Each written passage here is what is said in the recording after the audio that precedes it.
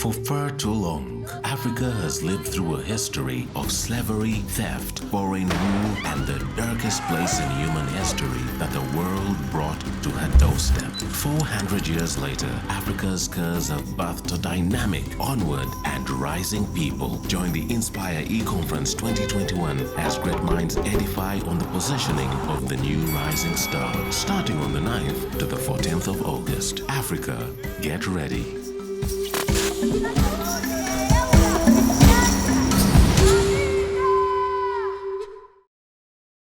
Thank you. Can you hear me? Yes, we can. Okay, so I can go on. Yes, please. Over to you. Okay, thank you. Good evening, everyone. Good evening, President Wafula, Brother Emmanuel, and all of the organizers of the Inspire Africa Conference. We had a good meeting yesterday in the preparation, so I'll also say welcome to those people who were not here. And so I'll just kick off straight away. I'm invited to speak on the divine order in creativity and design, and that's the subject matter that I'm going to be we are going to be exploring.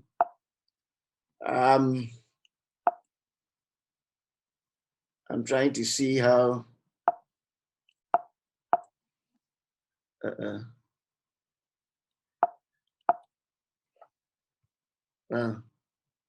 Okay, good. Yeah, we'll go through the contents. We are going to be looking at what the opportunity sources for creativity and design are in Africa. And we look at definitions so that we have appropriate definitions for the concepts that we are dealing with. And then we'll be looking at what Isaiah saw, and in this case, Micah as well. We'll be addressing the philosophy for creativity and design that is relevant to our needs and aspirations. And then metrics for kingdom creativity and design. How do we know that design and creativity we are talking about is kingdom compliant? And then we'll be looking at how we can change the game, and we'll be charging ourselves and then actually provoking ourselves to some action. Good. So why creativity and design? I think it's all about converting potential to purposeful use. It means that there is some potential that is there already.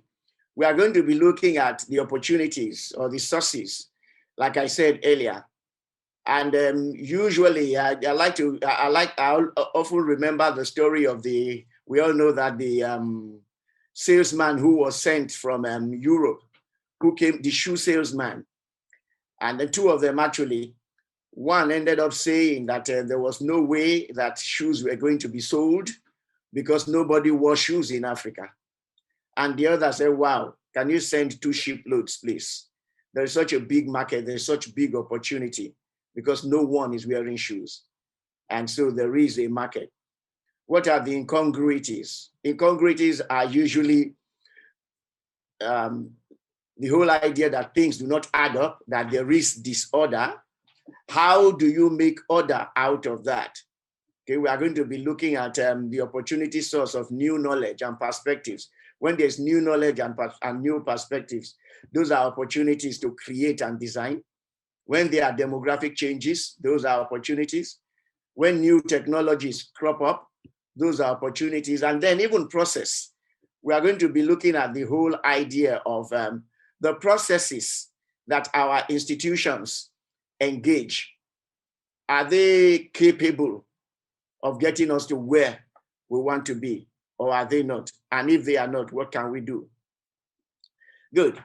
So some of the peculiar opportunity sources for creativity in Africa are the incongruities that you know that we have. It's known that there's a lot of hunger. It's known that there's a lot of illiteracy. A lot of children are out of school. We know the different figures. And I'm sure that throughout the whole of this conference, a lot of people are going to be sharing data and figures and numbers and all that. But suffice to say that from a qualitative point of view, it is clear and known to us that hunger is a big problem, illiteracy is a big problem, a lot of children are out of school. So it's actually cyclical, each one affecting the other. And all of this is in the midst of modern advancements in the 21st century. Why will so many children be out of school in the 21st century? Why is there so much illiteracy? Why are we afraid that right now with COVID, that the nations who have started their vaccinations should not go on and begin to get boosters? Let them rather help us first. The president talked, Mr. Wafula talked about the whole idea of us begging and all of that. Somebody put it beautifully yesterday in a poetic sense, that instead of cursing the darkness, we need to light the candle. So what all of this leads to is that there is a deficit of making, which means that we are not making. There's a deficit of production and productivity because of all of this. But it's all heaven out there, is it? I don't think that it's all heaven out there, even in the developed world. They also have their own incongruities as well. The reason is because we are beginning to see interesting, I've watched in the past couple of weeks, it's becoming almost like a badge of honor now, and people are talking about the whole idea of mental illness. What is the reason? What are the reasons? What are the causes for this? Happy is the man who finds out the cause of things. Despite the fact that these are the places that all of us will rather want to be, and these are these are the contexts that we actually all look forward to. Why are there so high suicide rates? Why is it that fires and floods are happening in places that did not experience such in the past? What is this whole debate of ethical production and productivity now? The consequences of it, mindless production and mindless consumption, okay? And then we're looking at complicated gender and then family issues, very high divorce rates, and the social consequences of this. It also brings to this context a major problem as well, which is the deficit of meaning.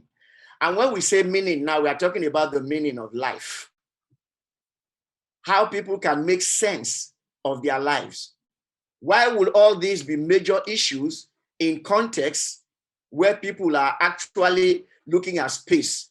Talking about space now as a metaphor, which means boundlessness. People are beginning to go there and they are beginning to explore it. Yet, we are having such issues that are supposed to be so fundamental and so primary that suicide is increasing.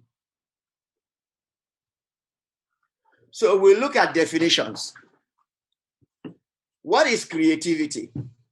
We like to talk about this in our industry a lot because the tendency is that advertising practitioners or marketing communications people, musicians and all of that, okay, are seen to be creative, and some people are seen to not be creative.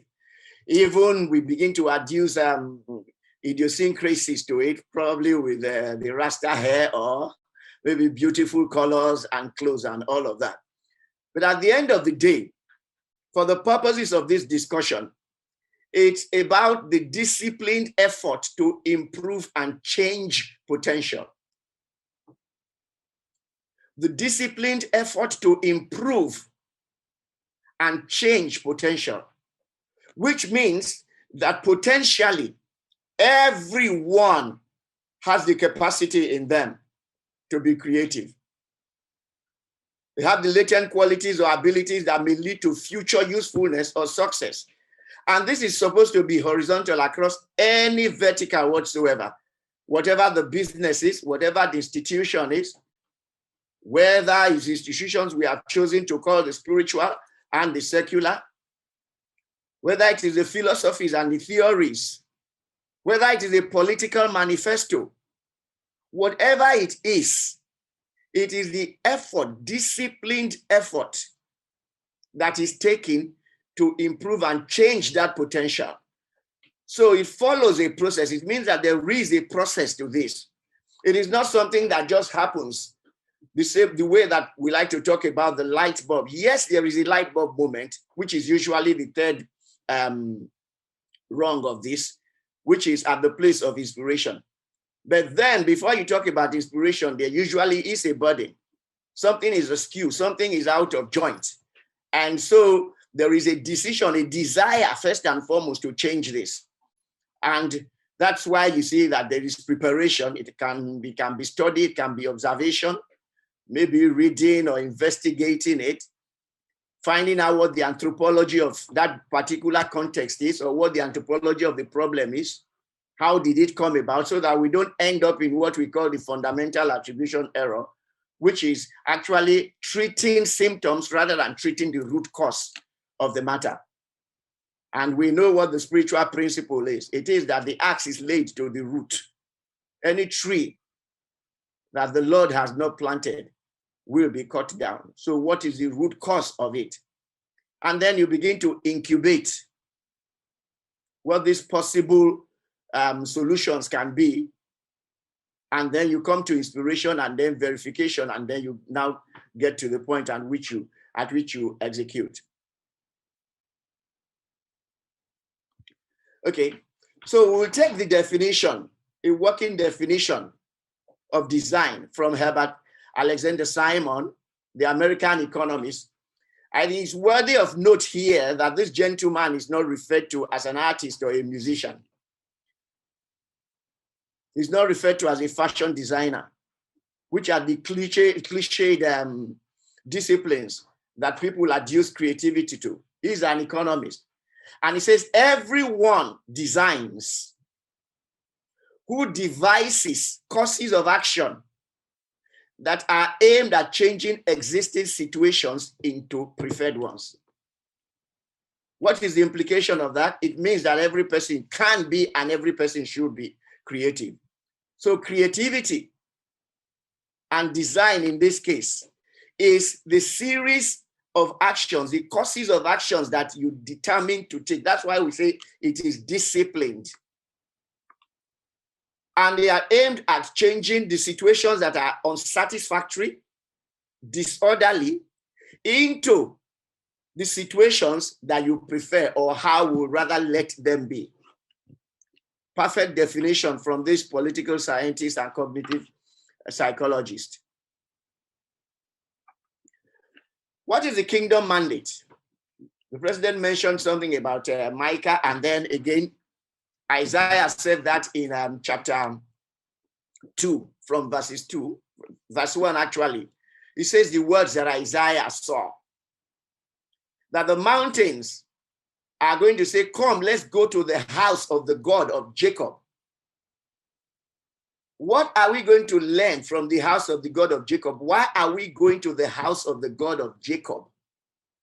The reason we are going to the house of the God of Jacob is that the Jacob, or the people who are now spiritual Jacobs, that is fallen man who is repented, after the wrestle with God, find out that they cannot win, that it is his ways that are the proper and accurate and the perfect ways in which to live. So he will teach us his ways and show us how we were made, which means that he's going to reveal to us our identity, that this behavior, this action, this way of doing things is not his way. These actions, when we get to verse 4 of that scripture, we'll see what the real issue is. It says they are going to beat their weapons of warfare into plowshares.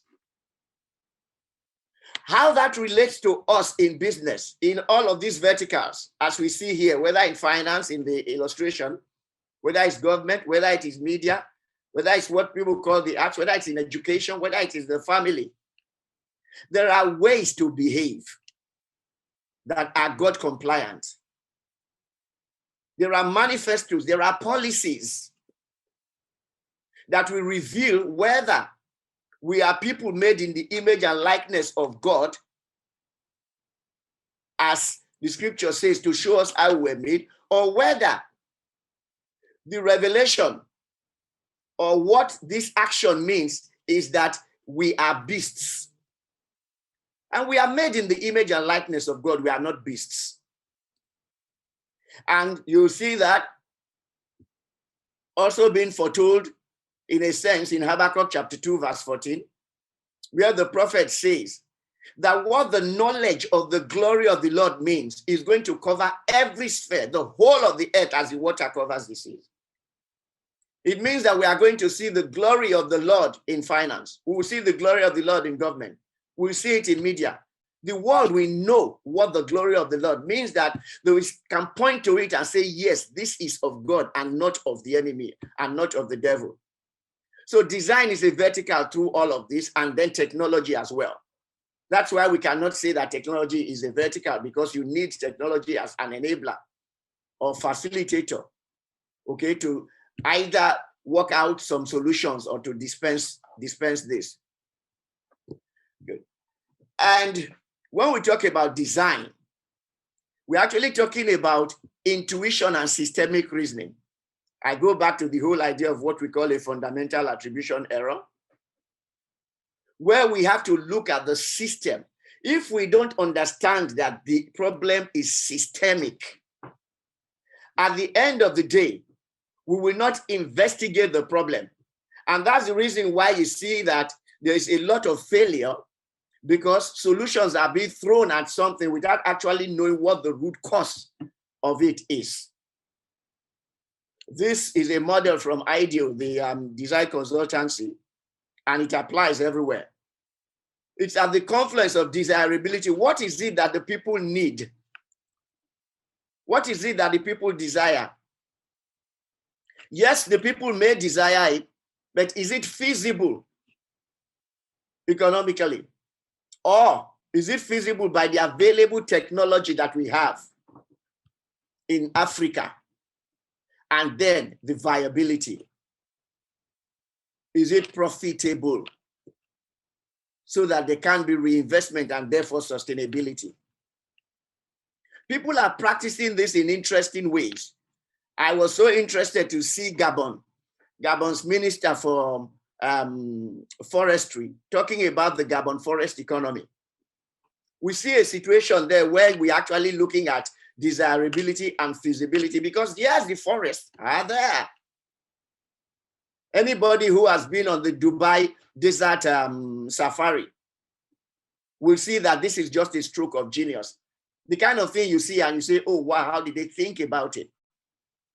Especially for people in the Horn of Africa, in Uganda, in Kenya, in all of these Southern Africa. When you hear the word safari, what comes to mind is the big five. You are thinking about lions. You are thinking about hippos. You are thinking about the other big animals. But at the end of the day, you go on the Dubai Desert Safari and you do not see even an animal in most cases, except in in a small place where there's an aquifer, and then maybe you see one or two mountain goats. But the point is that they have been able to make touristic capital of what they have, which is just sand dunes. And with the exhilaration of going up and down a sand dune and all of that, there are businesses that are making money out of what they have. We should take any believer to the opportunity source that is inherent in Acts chapter 17 from verses 26, when Paul was talking to the Epicurean and the Stoic philosophers at the Areopagus, where he said, note that from one man, God made the entire nations of men. And he set and determined the time and place where they will be born. He did this so that you will seek him and perhaps find him. Because even your own poets, they had it in their folklore, that in him you live and move and have your being.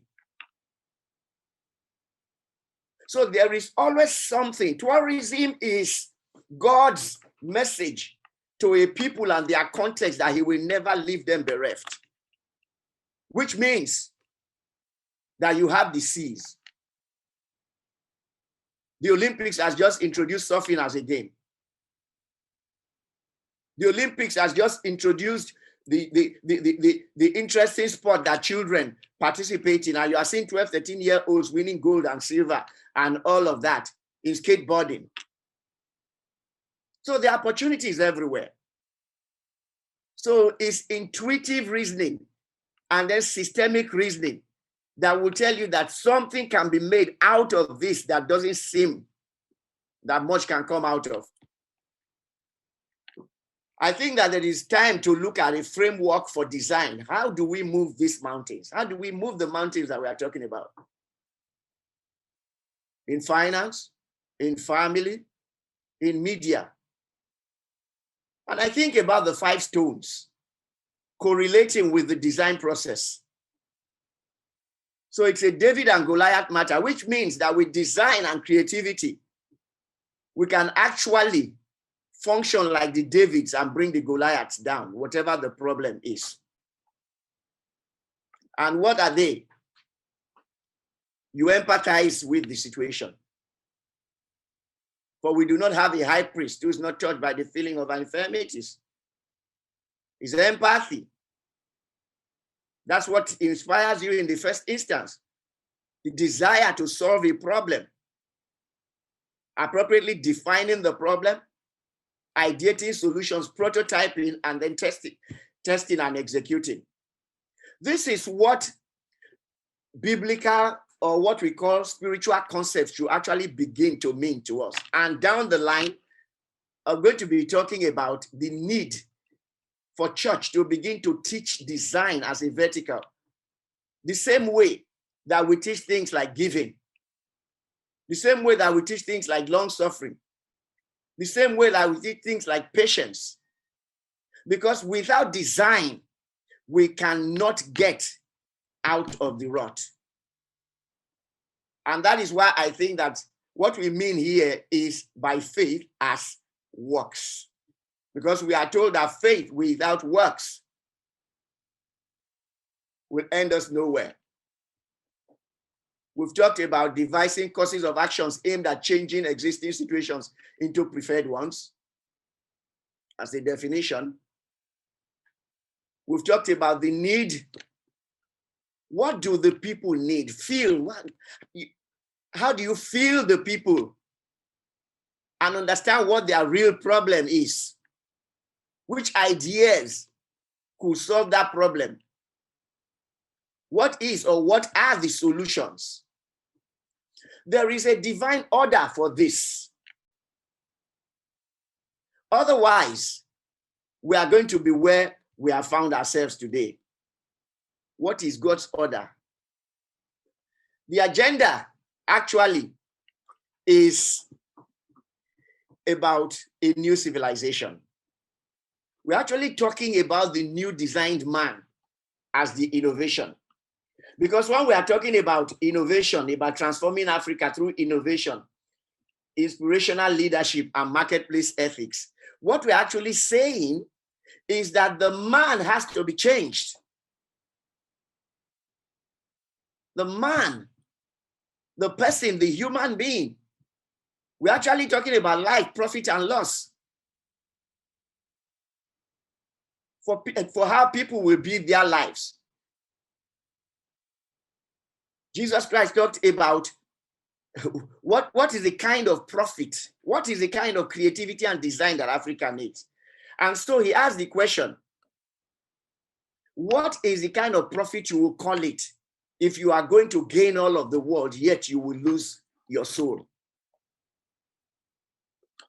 We are seeing situations right now where our production models and the outcome of the businesses, especially when we look at things like food, like medicines, and the sharp practices of companies, how people actually weaponize economics, even right from the theories, and even the products and services that are the outcome of this business. And at the end of the day, instead of bringing dignity to man, it actually brings suffering and misery. So it's about bringing God's nature into business and policy to shape life in our everyday world. I talked about it earlier, that it's about us going to the mountain to find out the way that, the mountain is coming to the house of the God of Jacob to find out the way that this God works and how they can live the way, how people can live the way that human beings are made and not beasts. So what did Isaiah see? In practical terms, relevant to our discussion today, what Isaiah saw was actually user demand out of human-centered design. And we are actually talking, this conversation is actually about exponential margins. Because the tendency is that the person who is a believer has been made to think that if they do not do things the way that the world does them, that you are going to have a situation in which you will not make the profits that you are supposed to make. But if we look at the concept that we are discussing here, we are looking at transformations because through time, we have looked at the progression of economic value. We had a situation in which we had commodities and you extracted commodities, you did not add any value to them. And then what made more economic value was when products were processed into goods. And so you made goods. And at the end of the day, they become more valuable than commodities. Then we got to the era of services, where you deliver services. And then from there to experiences. And now we are talking about transformations. And so when we are talking about transformation, we're actually talking about the person is the one who is being changed now, the man who is the producer of the goods and the services. So the transformation itself is actually an economic offering. And we look at that. So the value proposition of what I see that Inspire Synergy is actually talking about is actually a new civilization. It's as serious as that. A new civilization of a new man and enterprise at their most advanced. That is why we are calling it a civilization. Because at the end of the day, it's about guiding transformations and then creating things that you call eternalities. And if we look at all of this along the progression, we will find out that it is intangibles that are actually the issues here. That's why our Lord and Savior will be talking about the value of a soul in terms that are economic. These are the eternalities. It's the behavior of the person that's actually changing. The nature of that person is actually changing. And if we see that, we will find out that when we had the agrarian economy, the industrial, the service, the experience, and then now we are talking about the transformation economy, we find out that the factors of demand have changed here. It's actually what are the traits of the person? What are the traits of the product and service that this new man, that Inspire Synergy, that we as Christians are trying to look at by way of business?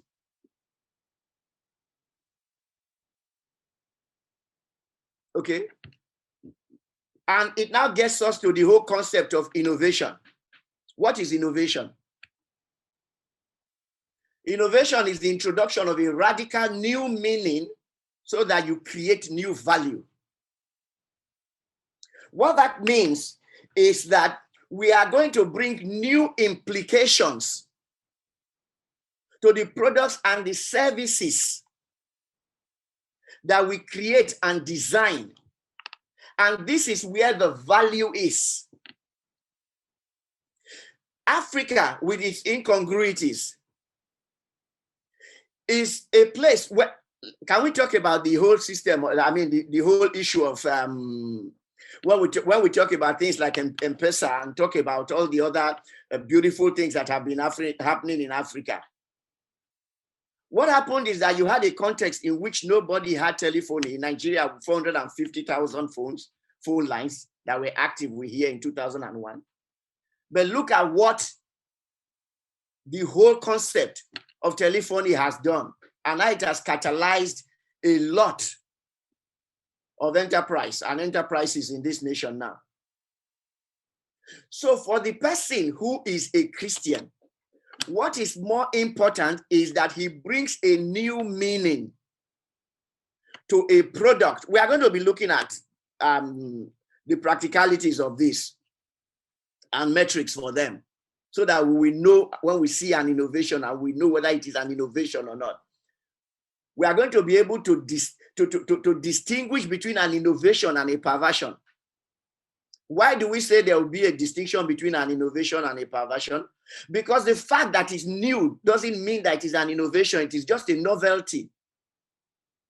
A novelty can be something that is harmful to people, which means that goes against the order of God, which means that is bestial behavior, even though it has brought some money.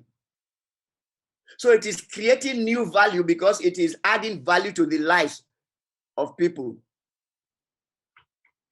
Therefore, there is a question that we must ask if we are talking about this, please.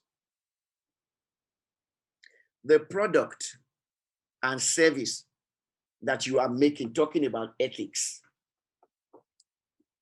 talking about innovation, can your product or business output go to heaven if it were a human being?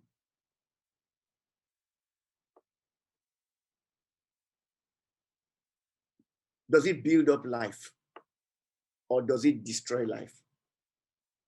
What is the content of that product? Cancer is becoming an epidemic. What is the relationship of that? What's the content and the character of your product? What's the content and the character of your economic principle? So this is actually a business risk conversation. And we can find metrics for dealing with this. Okay, if we are going to measure, what is the spirituality? How does the product or service agree with the Christ-centered worldview by its moral values, or what we call the eulogy virtues? We know the differentiation between what virtues you have on your CV, your MSc, your PhD, your degree, and all of that. But your eulogy virtues are the virtues that they talk about you when you are at your funeral. What are the eulogy virtues of this product and service that you have created?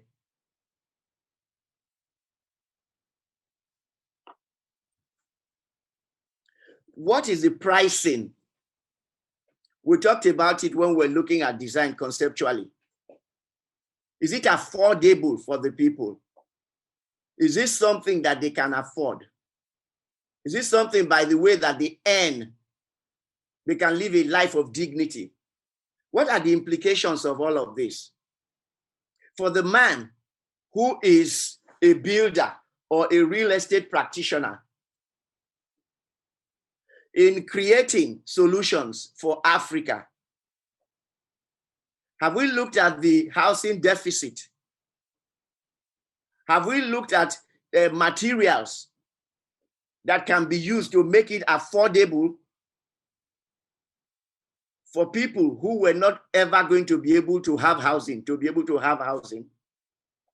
It is the disciplined following of this process of creativity and design that will now say, okay, you are not going to be able to afford this because it is gold. You are not going to be able to afford this because you have to import it. You are not going to be able to afford this because you have to have bamboo. You are not going to be able to afford this. And at the end of the day, that's what now challenges you to empathy. That's what now challenges you to begin to get bamboo or some kind of trees in the forest and cure them. And at the end of the day, use materials that are available in the context. So we can see that it's a discipline following from empathy until you come up with a solution. Then what is the cultural relevance? How does the solution rank in consideration to provenance? That is the place where people require this need. Then what is the safety signaling? How harmless is it to animals, to humans, to plants and environment? Is it something that is toxic? How pure are the ingredients? And this is the popular one, which we like to call the aesthetic aha. You just say, wow, look at that color. How sensually appealing, how beautiful it is. And then we'll see what is the demographic impact on the populations.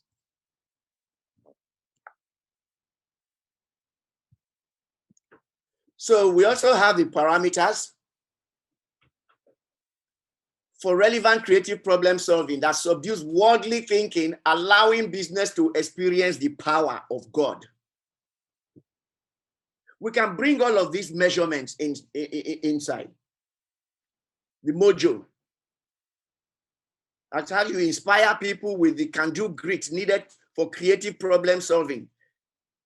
And then learning that Christ-conscious creativity is the mark of true spirituality. I think this is very important. That Christ-conscious creativity, what we like to say, the Jesus inside, the way you open your computer and you see Intel inside. This creativity, is it Christ-conscious? Have I decided that I'm going to forego my financial investment in this area and then rather invest in this area, despite the fact that it is patient capital that is required, whereas I can make money investing in this area because my returns can come more quickly? Because all these are the things that now test our Christianity. And we begin to see scriptures coming to pass here, that all things may be lawful, but they may not be expedient. The meaning, the appreciation of how people use the solutions to construct and make sense of their lives, how they begin to feel alive. There's something we say in Nigeria, for those of us for the people who know Lagos. Lagos is the way that it is because there is a philosophy about Lagos. If you understand Pidgin English, it says that not come Lagos, come Count Bridge. You see, what that thing means is that there are a lot of bridges and flyovers and all of those things in Lagos, Nigeria. And the whole idea is that people say they come from the rural areas because they've come to make what they call a living. They've come to make money. So it's not to sit down or stand and begin to look, oh, wow, look at that skyscraper. See how nice that bridge is and all of that. And so a word that used to be a negative word has become a positive word, hustle. And you begin to see people praying, God bless my hustle. So how do people make sense of their lives, that my life is worth it? My life is worth living. I'm living a life of dignity. These are the values that you put into product design. The mission, the strategic clarity and priorities of what is intended to be achieved by that solution. What do you want to achieve by this? And then magic. How the solution deepens the capacity for creating what we call the wow factor through design excellence, which will help you create irresistible products and services and interactions with those services. And then we look at manpower, how you frame the mindset of the peculiar talent that is needed to blend those virtues we talked about. That is the resume virtues, the ones on the LinkedIn, versus the eulogy virtues. These are the things that the believer is supposed to bring to business that the prophet Micah and the prophet Isaiah is talking about. And then we now talk about momentum. It's interesting that there is a lot, I mean, Inspire Africa is actually gung-ho about this, that no more talk. We must begin to work. So we want to believe that at the end of this, because people are going to be talking about collaborations and all of that, how can we come together to bring Christianity, the church, into a learning ecosystem that understands that there is no distinction between what we call the spiritual and the secular? That what we have left for what we call the secular, while we disdained it, and then the whole world went into disorder, we must pick up momentum and determine that we are going to deal with this. So how we promote and facilitate never-ending design-driven innovation. We are going to give a suggestion for that. We'll be rounding up now. So what's the real opportunity that we have here?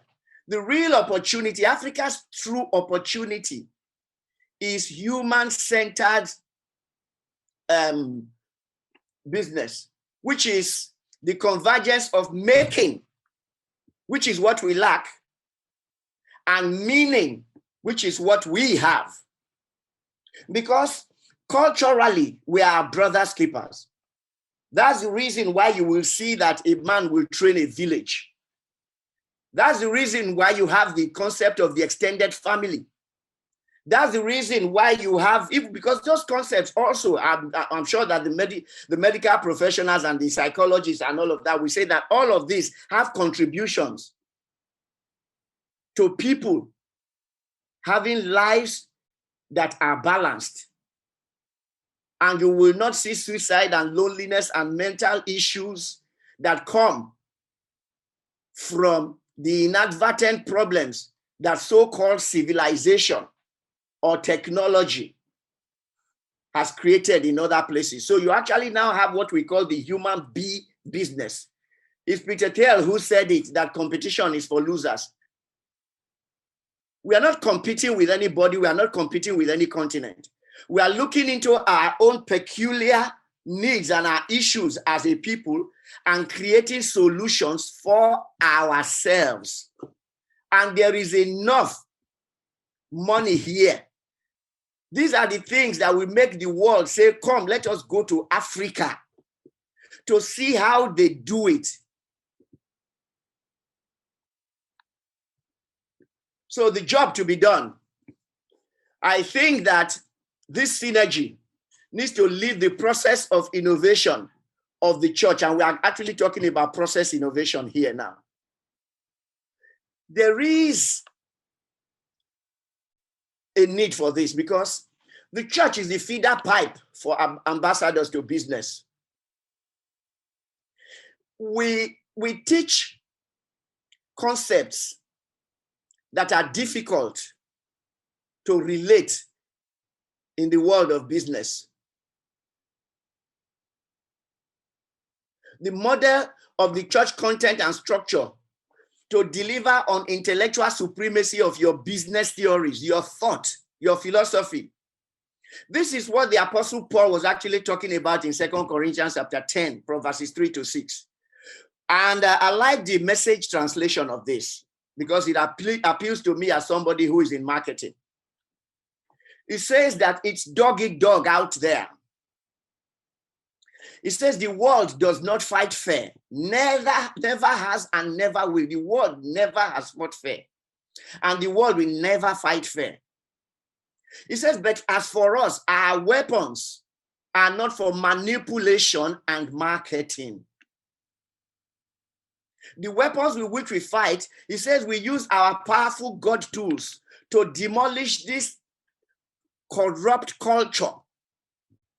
And it ends it up by saying that when we do this is when we punish disobedience. Because what we are seeing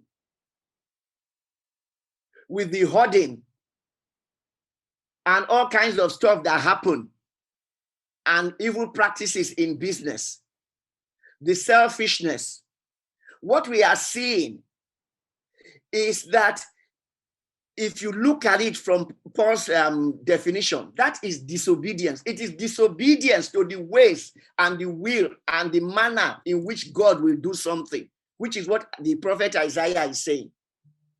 Jesus came in chapter 1, verse 14. The word became flesh. He says that we touched this. So how can we touch Christ in your mountain? How can we touch Christ in our industry? Let me talk about media. The biggest vehicle for changing and molding opinions and the behaviors of people. We can see what it's doing to the regular culture in Africa. We are looking at such disorderliness by the definitions that men have given and the roles and characters that are played, so that people now see this as a way of life, things that were not popular. I'll mention it by name: homosexuality, which was a fringe behavior just a few years ago, has become so mainstream that it is affecting armies, the Olympic Games, just about every other thing. And so the Apostle Paul says this is disobedience, that you also have to take a thought, a theory that is intellectually superior to this. You promote it insistently until it becomes the way and manner that people behave all over. If you looked at the two men who went to space recently, one of them came out of the spaceship and he had the ribbon on his space suit. Just imagine what that is going to say to young people who are admiring this man. And how can you tell them that this lifestyle is wrong? That is my industry. That is called media placement. What is the content of my movies? So that's the real issue. And Ephesians 6, 14 to 17 says this, because we cannot emphasize this enough as the work that we need to do. The Message version says faith, all of these concepts, long suffering and all of that. It says they are more than words, that you have to learn how to apply them. What is faith? What is long suffering when we are talking about investment? Who said that we will not bring in long suffering when we are considering what investment to make? Who said that we will not bring in patience?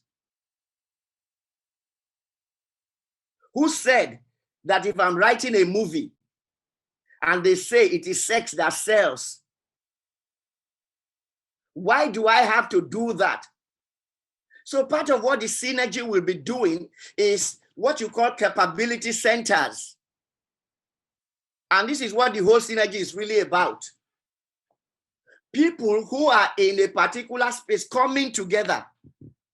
How can we determine our own metrics? And how can we pursue and promote this? This is the real meaning of violence and taking something by force, the force of ideas.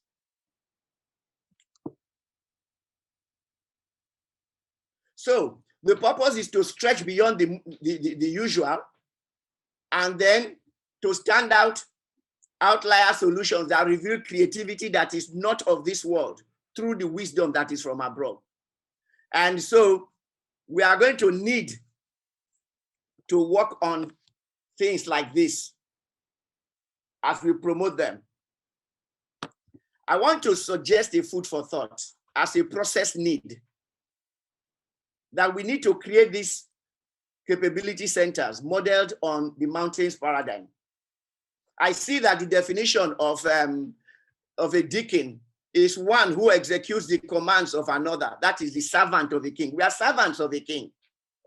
Can the church begin to look at the deaconry appointed along the lines of the mountain or professional lines, so that the knowledge of the glory of the Lord will cover all? Beyond the things we call spiritual. So that things like Habakkuk 2:14, which is the conceptual word now, will now become effectual. And that's what becomes an innovation, the introduction of a new meaning. So finally, like I said, we need to begin to teach design as a vertical in church alongside with things like repentance, faith, giving, and all of that. I have a dream. And this is something that I've had for about 4 or 5 years now. That one day soon, products and services are going to be priced and valued. We are talking about margins here, where your product is a transformation because you are a transformation. So the value that people will pay for it is premium because it is not a commodity, it is not common. And because of that, the content and the character of the product will command margins that are far beyond what a commodity is. With that, I want to wish us a happy Inspire 2021 and charge us that we should lead the charge for the creativity pilgrimage. That is for the world to indeed come and say, let us go and see what the human business is about. How relevant creativity and innovation is done as opposed to business by soulless beasts. It's by design. It's the disciplined following of a process to take a situation from where it is unsatisfactory to a place that is preferred. And it's actually a new civilization that we are talking about because this is the most advanced that man can ever get to. Thank you. Wow, thank you so much, Solomon. If you would peep at the chat, there are some standing ovations there for you. You have taught very well and spoken very well. Very interesting comments from the people joining in. People have learned so much, some nuggets that have been shared. If you have a question, please do post it in the chat. Solomon is going to be around maybe for about 5 minutes to answer some questions. But you've spoken about so much that is very important. I think one of the things that stood out for most of us is the question, can your product or business go to heaven if it were a human being? Is it building or destroying life? What are its moral values, the pricing, the cultural relevance, its impact on the environment? All of these are things that we need to think about as creatives. And I also like the fact that you point out we all have a deposit inside us. So thank you so much, Solomon, for a very insightful presentation. What a way to start Inspire Conference 2021. If you have a question, kindly share it in the chat. A lot of you have been asking if the presentation is going to be shared. I think we're going to make provision for that. There's some illustrations that I believe a lot of us would like to spend some time analyzing and internalizing. Because of times you were sort of going through all of it, trying to redeem time. But yes, we are off to a great start. Do let me know if there's any question in the chat on what Solomon has just shared. You seem to have stirred us up a lot and just given us lots of wisdom and a lot of food for thought and some great insights. So thank you very much for that. Thank you. Any question on the chat? We are happy to answer. I'm happy to have Solomon answer it before we release him. I think it's mostly just comments for you, Solomon. Dorono saying he's loved this. I've attended hundreds of webinars. This is wow. And you say you've just started a 70-day fasting today. And you say, could this be a coincidence or by design? Thank you for that. Robert Mande saying you're a young tech entrepreneur and you're wondering how you can get Solomon's contact. I think that you may, Solomon, do you want to comment on that? If somebody wants to reach out to you, perhaps for either an extra session or some extra information, are you at liberty to share a contact? Oh, yes, I believe that with the organizers, Emmanuel has my contacts and the president, Mr. Wafula, too. We are open. Okay. All right. There's a question here from Nweza. I hope I pronounced it right. And she's asking, could you kind in Africa? So some business tips, I guess, for women entrepreneurs. I would like to Were you say, able to catch that? yes, I would like to say that I don't see any difference of what tips one would give by way of creativity and design for women or for men, because I think that this is design is gender neutral, except that there is some specificity to the question, and then one will now know how to look at that. Why peculiarly women as entrepreneurs? Is it that there is some deficit? Is it that because there may be some misconceptions, or there's a reason why, maybe the woman is, all I'm saying is still conjecture. And if you remember what I said, that this thing follows a process. You first of all empathize, which means that you find out what the problem is and define the problem. You must follow this process as a discipline. You know, because we actually could be finding out that it is not a woman thing. At the end of the day, it can actually end up that the issue is environmental and all of that. We don't prefer solutions in creativity and design just from a one size fits all. If that says anything, but the truth is that is the discipline. Yeah. You first of all address what the problem is. You frame the problem statement properly. It is after you have framed the problem statement properly that you begin to prototype solutions. And even at that, is still prototyping, because you are testing. Because what you consider to be a solution can end up bringing up another problem. So it's until you begin to do this and you test and then you iterate and all of that. So that may, the person who's asking the question may actually ask a direct question from my, what you call it, from the details that they can get from Mr. Emmanuel Lusanga. Okay. Okay, that's noted. Nweza, please note that. If you want some more specific responses, please do reach out to Solomon specifically. There's a question here from Leonard, and I'd encourage you to use the Q&A platform to share your questions, not in the chat. Kindly share your questions in the Q&A platform. Leonard is asking, what needs to be done for Africa to develop its own media and be able to tell its story beyond the so-called Africa box of the Western media houses, BBC, CNN, etc. And he asks, what can be done to liberate the media mountain? Well, we talked about technology and design being horizontals to every vertical. What makes, when you talk about liberating Africa, is actually story. Maybe I should say story and craft now. There is the proverb that says that until the lion learns to write, the tale of the hunt will always glorify the hunter. So your story is peculiar. Your issues are peculiar. In every man's chest beats a heart, Bob Marley says. It is to write for the heart in such a way that it is soul stirring and then moves people to action. So that's what I think needs to be done. And then the whole concept of lenses come in. What the world is looking for is not what they have.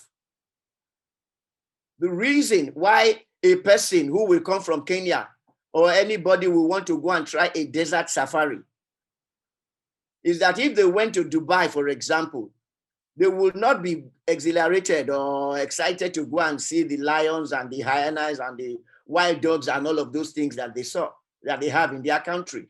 So it is what people do not have that you package and then you present, and that is what becomes new to other people. That's why that's the whole concept of tourism. People travel because they want to experience cultures. That is food, the way people live, the way they greet, what makes them tick. And that's what they go to experience in other cultures. So if you are talking about Africa media, you are actually talking not about the technology now, because technology is neutral. This technology, I mean, all of this is technology agnostic or technology neutral. It is about writing African stories. We all saw that the second biggest movie that has ever been done in Hollywood is what? Is the Wakanda story. These things they're actually not complex. It's tell your story. That's just what it is. It's about authenticity.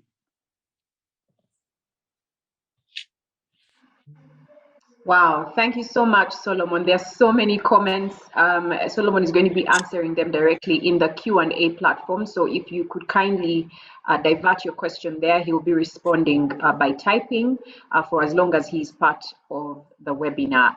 So many comments for you, Solomon. When you do get a moment, just sort of go through the chat.